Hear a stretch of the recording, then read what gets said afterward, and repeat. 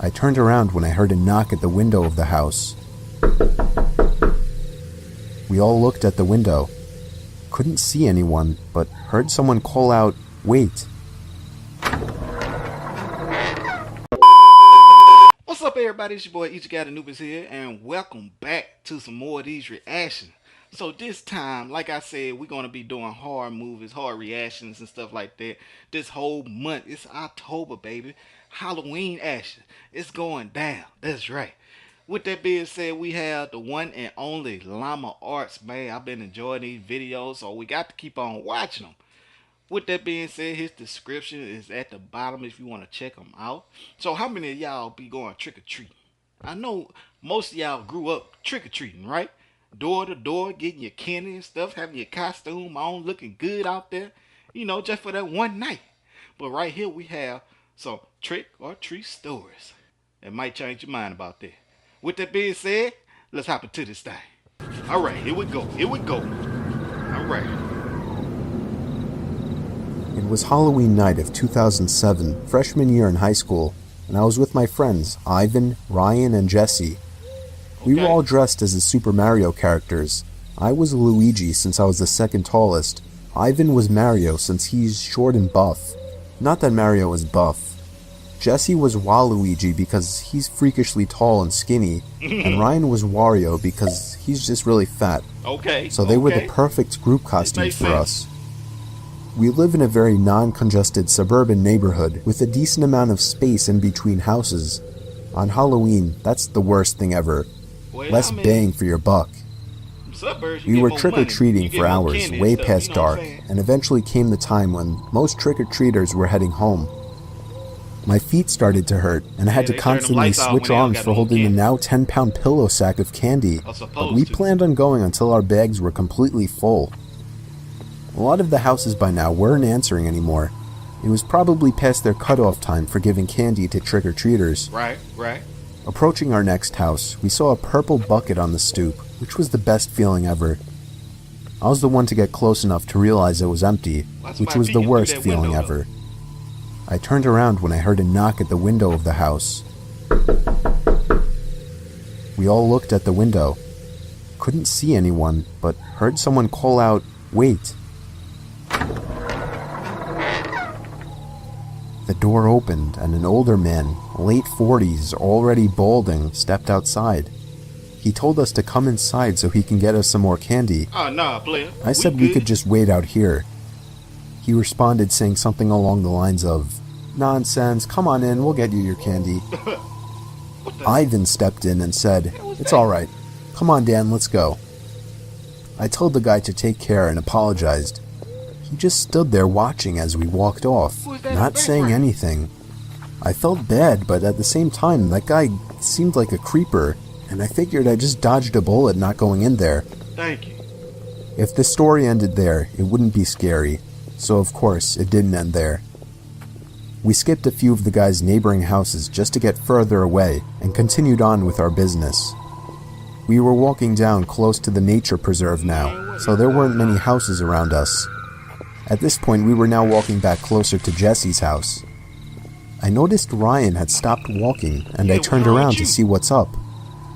He said he heard someone moving from behind the trees in the preserve. Now this was before everyone's phones had flashlights, so we couldn't just go searching in the woods for someone. Besides, we were just telling Ryan that it must have been a raccoon or something. You ain't stopping. You may think this is a bit of a cliche, but when things like this happen in real life, you always assume the more logical possibility. It's just natural.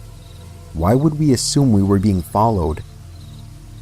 I had to put my arm around Ryan's shoulder and nudge him forward. Get him out of there. A little ways down the street, me and Ivan picked up on the sound as well.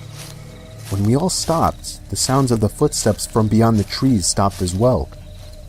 Ivan yelled at the obvious stalker to go away, or we would beat the shit out of them. I knew he was just bluffing though. I could hear the nervousness in his voice. The snap of a twig from beyond the trees triggered a fight-or-flight response in all of us. Me, Jesse, and Ryan all ran for it. Ivan was at first charging to attack, but he quickly followed after realizing we had all taken off. Yeah, you by yourself. We ran down the dark street, and we all noticed the sounds of at least 2 or 3 pairs of footsteps crushing the twigs and leaves in the woods. Y'all better get out We of here. banked it hard right down Jesse Street when it finally came up and ran straight for his backyard, entering his house through the back door. Get in there. The first thing we did was peek out through his living room window. We couldn't see anyone.